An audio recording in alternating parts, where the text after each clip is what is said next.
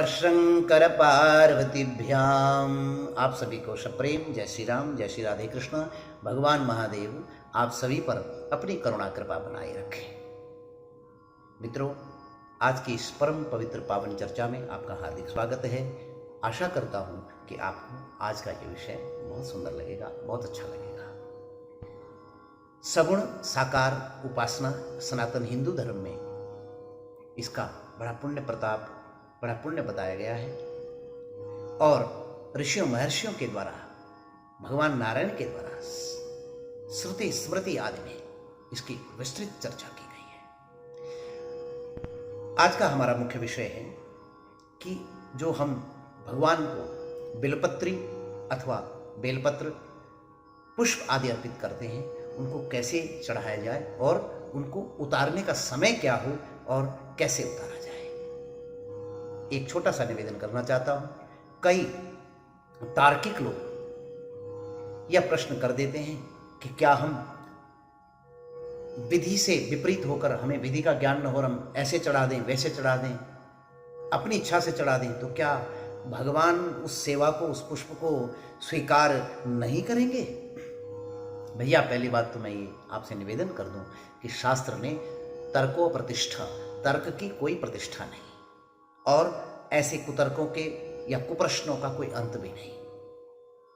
इसका एक ही उत्तर मेरे पास है कि यदि आपके घर में कोई अतिथि आ जाए और डाइनिंग टेबल अथवा आसन पर वो भोजन करने बैठा हो, दाल की कटोरी आगे और रोटी पीछे रख दी जाए, तो क्या वो नहीं लेंगे? या आप ही किसी दिन मेरे पास आ जाओ तो मैं आपके सिर के ऊपर दाल की कटोरी और बाईं तरफ रोटी और दाईं तरफ खीर रख दूं, तो क्या आप स्वीकार नहीं करेंगे? करना पड़ेगा ना। तो भाई, जब हमारे लिए सगुण उपासना में, वेदादि में, स्मृति आदि ग्रंथों में श्रुति भगवती का सीधा सीधा कथन है कि सगुण उपासना में जो अपने लिए ठीक है वही शास्त्र विधि परंपरा के मर्यादा के अनुसार इष्ट आराध्य को भी भक्त उसी विधि से, उसी परंपरा से अर्पित करें कि वे सप्रेम स्वीकार करते हैं। तुलसीदास, भगवती मीरा, इनके उदाहरण आप हम नहीं हैं, हम नहीं हो सकते।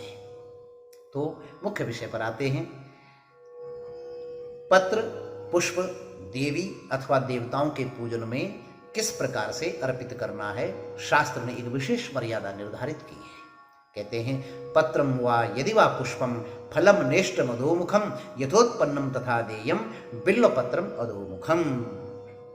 पत्र है अथवा पुष्प है, जो भी देवी अथवा देवताओं को चढ़ाए जाते हैं, वे फल यथोत्पन्नम, पत्रम वा यदि वा पुष्पम फलम नेष्ट अधोमुखम। पत्र है, पुष्प है, फल है,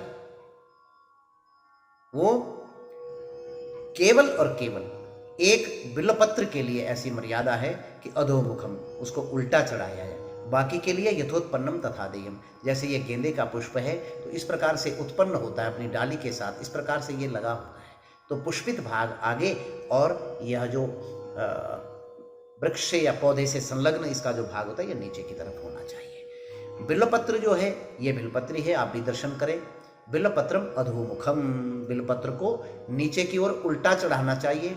और फल जो है, पुष्प और पत्र का मैंने निवेदन किया।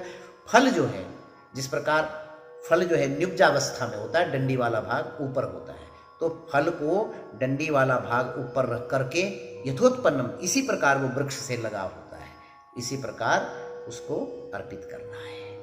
अब दूसरा प्रश्न ये है कि दुर्वा आदि या बिलपत्र आदि जो पत्र है, पुष्प तो सीधा चढ़ेगा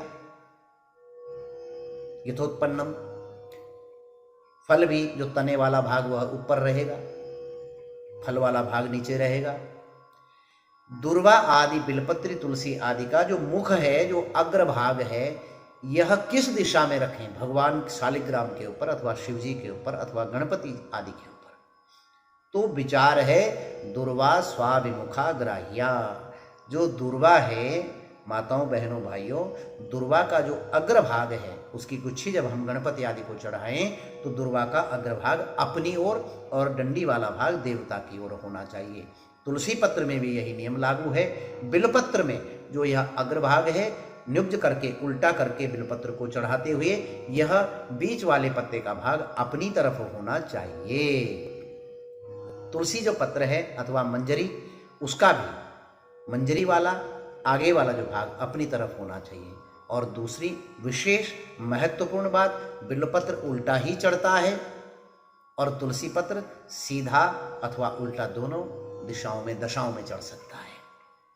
अब पूजन के लिए पत्र पुष्प इकट्ठे कर लिए गए हैं, तो अब जब उनको चढ़ाने का समय आए तो गंधोदकेन चैतानी प्रोक्षयेव प्रपूजये। तत्वसार संग्रह में लिखा है कि चंदन आदि से जल, गंगा जल आदि से छींटे लगाकर प्रोक्षण करके ही चढ़ाना चाहिए।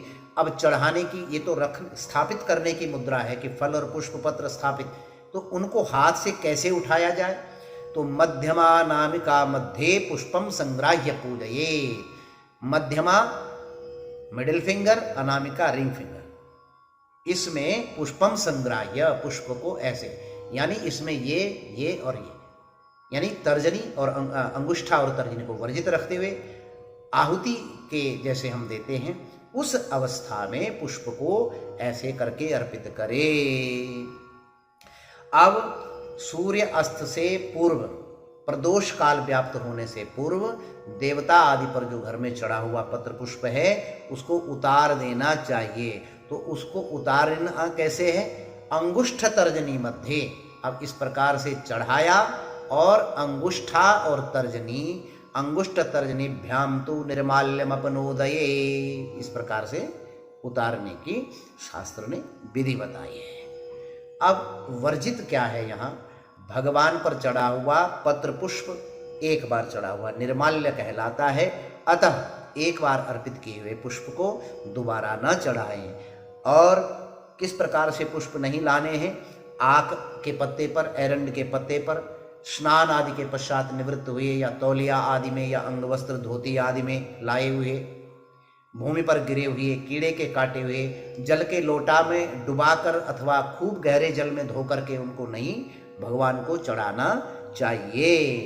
अब बिल्वपत्र मधोमुखम, बिल्वपत्री को उल्टा डंडी तोड़कर, और मैं पहले बता चुका हूं बीच वाला जो भाग है पत्ते का सीधे वाला अपनी ओर। अब भगवान शंकर, श्रावण मास चल रहा है, कई बार ऐसा हो जाता है कई स्थानों में बिल्वपत्री उपलब्ध नहीं होती, तो वहां क्या किया जाए?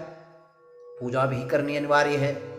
तो स्कंद पुराण का वचन है, अर्पितान्यपि बिल्वानि प्रक्षाल्यापि पुनः पुनः शंकरायार्पणीयानि न नवानि यदि क्वचित। स्कंद पुराण में स्पष्ट कर दिया गया है, अर्पितान्यपि बिल्वानि, यह बेलपत्र आपने आज चढ़ाया है और मध्याह्न काल, सायंकाल अथवा कल भी आपको इसे चढ़ाना है और उपलब्धता इसकी नहीं है, तो इसको प्रक्षाल्यापि पुनः पुनः, इसको प्रक्षालन करके फिर दोबारा से आप चढ़ा सकते हैं। अब पर्युषण, एक वाक्य आता है पर्युषण, दोष, बासी होने का दोष। तो भगवान की पूजा कई बार ब्रह्म मुहूर्त में उठने वाले कुछ माताएं बहनें और रात को ही जल आदि भर कर रख देते हैं ठाकुर जी की सेवा के लिए, शंकर भगवान के लिए, यह उचित नहीं है। वर्ज्यम पर्युषितम पुष्पम, वर्ज्यम पर्युषितम जलम, बासी जल और बासी पुष्प जो है इसको पूजा में ग्रहण नहीं करना चाहिए। और लेकिन इनको वर्जित कर देना चाहिए। लेकिन वर्जित क्या क्या नहीं कर सकते हैं? पर्युषण दोष किसको नहीं लगता?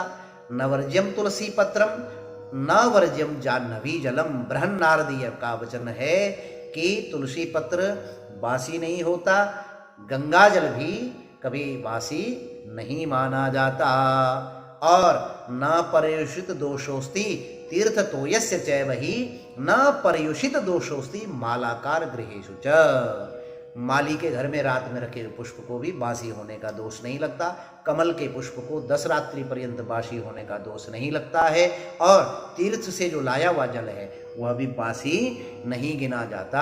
अब अंत में एक विशेष महत्वपूर्ण जो तथ्य है कि आजकल श्रावण में सबको बिल्वपत्री तोड़ने की रहता है कि भाई हम भगवान महादेव के भक्त हैं, तो बिल्वपत्री को कब नहीं तोड़ना है इसका विशेष विचार है। तो लिंग पुराण का वाक्य है, अमारिक्तासु संक्रांत्याम अष्टम्याम इंदुवासरे बिल्वपत्रम न छिंद्यात छिंद्यातेत नरकम ब्रजे। चतुर्थी, चौथ, अष्टमी, नवमी, चतुर्दशी, अमावस्या, संक्रांति और सोमवार को बिलपत्र नहीं तोड़ना चाहिए। सूर्य अस्त के पश्चात भी बिलपत्र अथवा पुष्प जो है वह नहीं तोड़ना चाहिए। अब बिलपत्र तोड़ने की शास्त्रीय विधि क्या है? बिल्व वृक्ष के पास में जा करके और हाथ जोड़ करके एक लोटा अगर संभव हो तो एक लोटा जल का सिंचन करके वहां चढ़ा करके और प्रार्थना करें, अमृतोद्भव श्री वृक्ष महादेव प्रिय सदा गृह्णामि तव पत्राणि शिव पूजार्थमादरात्। हे अमृत से उत्पन्न श्री वृक्ष, आपको प्रणाम है, आप भगवान शंकर के सदा प्रिय हैं, आपके कुछ पत्र मुझे महादेव की सेवा के लिए चाहिए, बड़े आदर से बड़े प्रेम से मुझे आदेश करें। आचार्येंदु का यह वचन है, बड़े आदर से लाएं। अब अंत में एक और बात है, अब कोई भी पत्र न हो, पुष्प न हो, कुछ न हो, प्रमादवश नहीं, आलस्यवश नहीं, उपलब्धता न हो और हमारा नियम न टूटे, इसके लिए क्या व्यवस्था है? तस्मात् मानसमेवात शस्तम पुण्यम मनीषितम। लाखों करोड़ों बाहरी पुष्पों से श्रेष्ठ जो है श्रद्धापूर्वक मानसिक पुष्प, मन के द्वारा अर्पित किया हुआ एक पुष्प करोड़ों अरबों बाहरी पुष्पों से श्रेष्ठ बताया गया है। शिव जी को, महादेव को केवड़ा का इत्र अथवा केतकी का पुष्प नहीं चढ़ाना चाहिए। गणपति जी को तुलसी नहीं चढ़ानी चाहिए, दुर्गा जी पर दुर्वा न चढ़ाएं और बिल्वपत्रेण भास्कर, भगवान सूर्य नारायण की पूजा में बिल्वपत्र का प्रयोग न करें।